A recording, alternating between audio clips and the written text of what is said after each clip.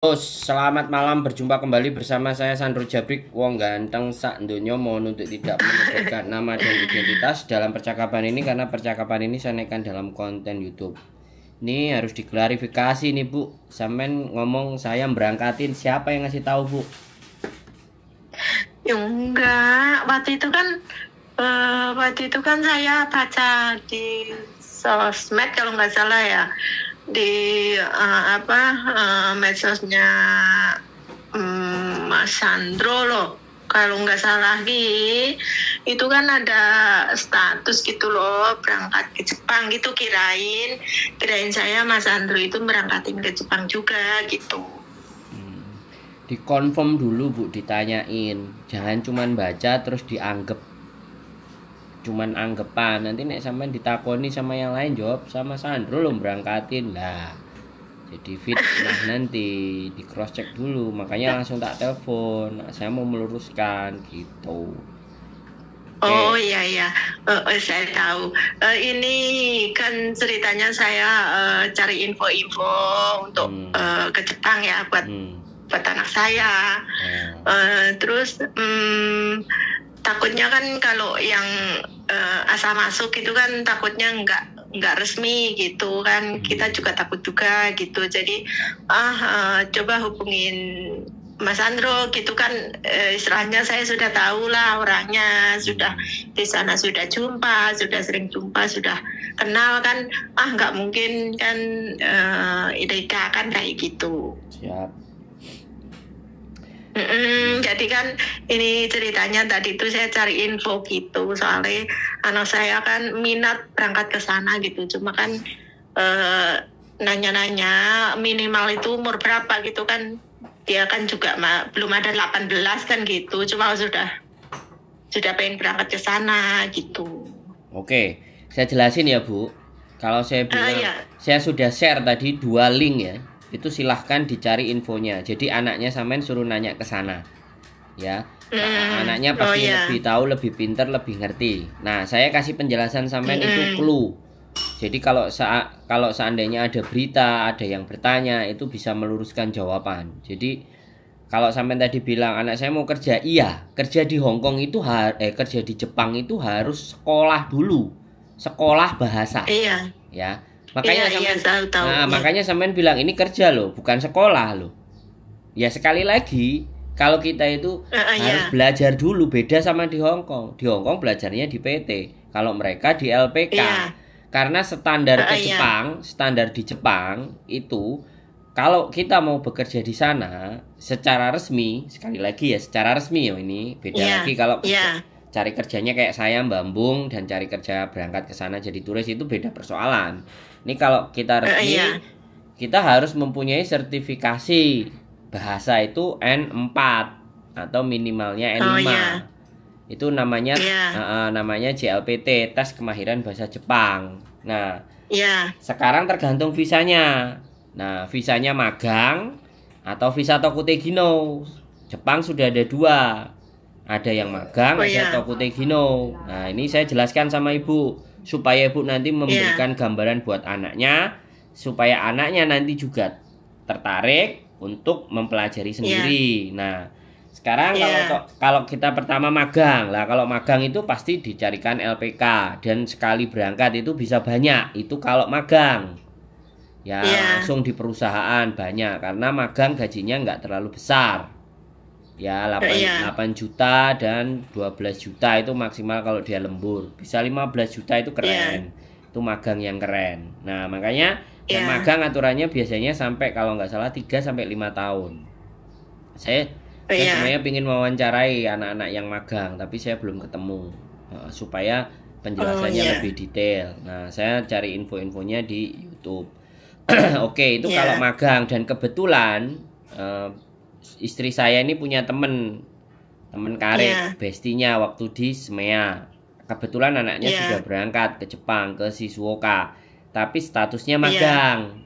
Nah, itu statusnya magang di sana. Nah, untuk visa yang kedua namanya Tokutegino. Nah, ini beda lagi. Ini kerja. Jadi ke Jepangnya tuh kerja, bukan magang. Kalau magang itu ya setengah pekerja, setengah belajar. Kalau Tokutegino itu bekerja, dan Tokutegino syaratnya adalah N4 tambah 1 ijazah lagi namanya SSW, Special Skill Worker.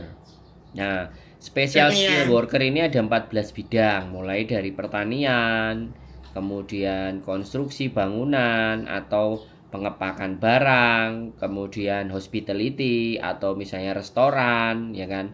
Terus ada juga perawat atau kangoshi dan kagangoshi, perawat-perawat orang tua, dan itu punya standar namanya satu lagi SSW, Special Skill Worker. Jadi kalau mau dapat Tokutegino minimalnya dapat 2 sertifikasi itu tadi, N4 dan SSW. Barulah ketika sudah lolos itu, makanya terus tinggal cari pekerjaannya. Nah begitu lah, cari pekerjaannya itu bisa sendiri, jadi mandiri, jalur mandiri. Dia bisa upek-upek cari sendiri di website, interview sendiri, semua sendiri. Bisa jadi melalui LPK gitu, jadi melalui LPK. Nah biasanya kenapa orang ke Jepang itu kok lama, kok ada yang 1 tahun nggak berangkat? Soalnya mereka nggak tembus di N4-nya gitu loh. Ujian bahasa Jepangnya itu nggak tembus, sedangkan ujian bahasa Jepang itu setahun ada 2 kali. Jadi nggak bisa seluruh dunia hanya 2 kali di semua. Makanya kalau ujian pertama nggak lulus kan harus nunggu 6 bulan lagi. Nah ke Jepang nggak bisa di kong kali kong, ini beda sama di Hong Kong, ya kan? Karena dia bekerja bertanggung jawab terhadap perusahaan, dan gajinya kalau Tokutegino bisa mencapai 18 juta sampai 27 juta. Nah itu informasi yang sederhana dan singkat, sampean silahkan pahami. Nah kalau sampean bicara sama anaknya sekarang, mumpung masih belum masih sekolah, cari tempat les yang di dekat situ supaya dia lebih cepat mengenal. Dia kan dia sudah lulus, sudah enggak kerja, sudah enggak sekolah. Cuma dia itu nyari-nyari kerja kan belum dapat. Terus tadi itu kan nanya berangkat ke Jepang itu minimal umur berapa gitu. Soalnya kan dia kan belum ada 18, baru 17 lebih lah gitu kayaknya. Nah, terus itu kalau menurut Mas Andro itu kan dia kan baru lulus SMA, kan masih pemula ya maksudnya itu. Nah untuk ke Jepang itu yang baik itu pakai visa yang mana? Visa magang atau gimana itu? Bu, sekolah dulu, sekolah bahasanya dulu. Iya, tahu kan, maksudnya itu. Kan saya kasih 2 itu. Saya kasih 2 itu. Jadi ini dia harus gambaran itu loh, maksudnya. Lah ya sampean dengerin saya ngomong. Sampean jangan ngomong masalah uang-uang dulu. Anak sampean suruh cari info untuk sekolah itu dulu. Bagaimana dia lulus N4 itu loh, Bu. Oh, iya. Sampean harus anaknya itu harus melewati N4 dulu dan SSW kalau mau di Tokutegino. Nanti setelah dia masuk, dia cari info di situ, dapat itu nanti jalannya. Dia sendiri bisa jalan. Oh iya. Bisa dipahami nggak? Ini proses nggak kayak di Hong Kong. Masuk ke PT, umurnya sekian, terus masuk, nanti tunggu ada majikan. Nggak begitu. Ya, ini beda. Makanya ini harus ada proses pembelajaran. Ya, makanya anaknya tak kasih 2 link, suruh cari info. Bilang aja sekolah dulu bahasa Jepang, les, bicaranya les, kursus. Kursus dulu. Kalau yang di Malang itu dia sudah all include. Jadi les plus nanti akan direkomendasikan. Kalau yang di pertama tadi di Facebook, ya kan, itu dia bisa sekolah tok, nggak ngambil kerjaan di situ nggak apa-apa. Itu ada di Bandung. Saya cuman punya 2 rekomendasi yang bisa saya percaya. Sebenarnya ada 3. Kalau nggak salah di Semarang sama di Jogja, kalau nggak di Klaten. Cuman aku belum fix ngubungi dianya, gitu loh. Oh iya, itu apa kan di Bekasi itu kan ada ya, dia kan belajar di PKK ya. yang apa sih dari pemerintah ya, pemerintah Bekasi itu kan juga ada belajar bahasa Jepang itu juga bisa disalurkan. Itu cuma katanya ada biaya 10 juta gitu. Itu resmi atau enggak ya Mas? Jangan tanya ke saya kalau itu. Ya, kalau sampean penanyakan LPK itu yang di luar sana, saya tidak bisa menjawab dengan fix resmi atau tidak. Tapi kalau sampean tanya sama saya cuma rekomendasikan 2 itu. Selain itu saya nggak berani. Silahkan. Kalau sampean makanya jangan bertanya ya, karena orang selalu bilang rumahnya yang dekat. Yang dekat rumah kita, yang dekat ini, yang dekat itu. Kalau saya nggak peduli mau dekat mau enggak, ya. Selama saya bisa percaya tempat itu bisa memberikan jalan buat saya akan kejar. Mau di mana itu, mau di Kalimantan, mau di Sulawesi, mau di Sumatera, karena saya benar-benar kepingin sesuatu. Buktinya ke Hong Kong aja tak Uber, ke Jepang tak samperin. Cuman ini schedule-nya aku nggak bisa ke Jepang karena harusnya aku bisa kasih info lembaga kursusan yang ada di sana. Nyata live aku datang, aku wawancarai kan jadi valid infonya. Jadi walaupun bayare mahal itu infonya valid. Tapi kalau sampean tanya yang sampean tahu tadi, saya tidak bisa menjawab karena saya nggak mau salah menjawab ya. Karena saya nggak ngerti LPK itu, BKK itu aku nggak ngerti dan aku belum telusuri. Tapi kalau jenengan tanya sama saya, tak jawab cuma 2 tadi. Oh, dua link tadi itu sudah menurut Mas Andro sudah terpercaya gitu ya? Ya, makanya kasih itu sama anaknya, suruh pelajari. Mumpung dia baru lulus fresh. Jangan ketunda. Kalau memang ada biayanya apa, kalau ibu cocok kasih aja, kirimin, dia aja berangkat. Kalau mau biaya survei untuk datang, suruh aja survei. Suruh lihat, suruh tanya-tanya, nomor teleponnya ada. Yang satu boleh itu nomor teleponnya, bilang aja dari Sandro. Yang satu yang nomor 2 di Malang itu namanya Pak Victor. Bilang aja Sandro yang kasih info. Kalau dibilang dari Mas Andro gitu mereka sudah paham. Kalau yang di Facebook enggak. Kalau yang Malang tahu. Karena saya sudah pernah ketemu. Yang kedua. Kalau dibilang dari Mas Andro gitu mereka sudah paham ya. Yang kedua. Yang namanya Pak Victor. Yang link pertama dia pasti nggak tahu. Tapi saya ngerti kredibilitasnya. Jadi pokoknya datang aja, saya mau les. Ngomongnya les atau kursus bahasa Jepang. Kalau yang pertama. Makanya kan kalau sampai tak suruh buka mesti mumet, bingung. Makanya kasihlah ya ke anaknya. Ini ada info. Kamu cari tahu sendiri, kamu cari info sendiri. Wes.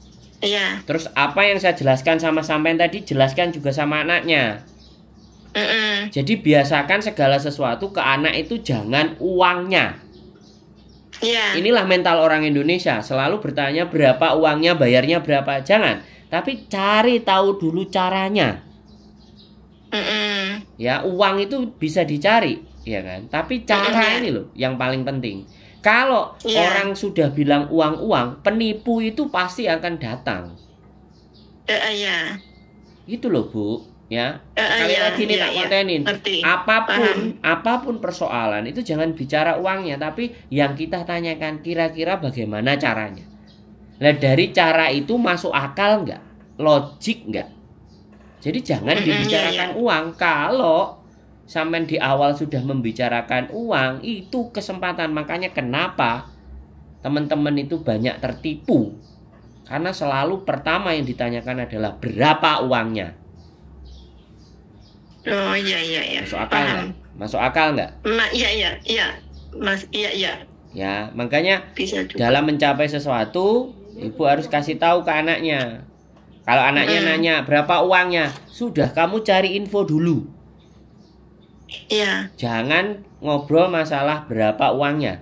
Kamu cari tahu dulu, pahami dulu, masukkan ke logika pikiranmu. Kalau sudah ternyata pas, nah baru kita bicarakan uang. Bisa dipahami kan? Iya, bisa. Indonesia, jadi harus sampean walaupun sudah harus di Hongkong juga harus lebih paham. Makanya kan teman-teman ini semuanya kan banyak ceritanya ditipu-tipu karena selalu berapa uangnya, siapkan uang 30 juta saya proses ke Hongkong visa turis, bye yo wis siap-siap ngelundasi. Iya benar ya. Iya sudah paham. Jelas sudah paham Bu sudah. Iya sudah jelas. Makasih kalau nggak jelas, anaknya sendiri suruh telepon ke saya. Wes. Oke.